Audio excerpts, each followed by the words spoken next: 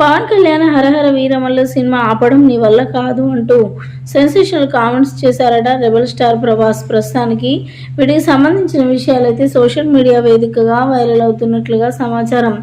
Darling Prabhas గురించి మనందరికీ తెలిసిందే. ఒకప్పుడు తెలుగు హీరోలతో కలవాలి అనంటే చాలా మొహమాటంతో ఉండేవాడు ప్రభాస్. అలాంటి ప్రభాస్ ఇప్పుడు నిర్మోహమాటం లేకుండా ప్రతి ఒక్క హీరో ఇంటికి వెళ్ళడం, రావడం, ప్రతి ఒక్కరి ఫంక్షన్స్కి అటెండ్ కావడం లాంటివి జరుగుతున్నాయి.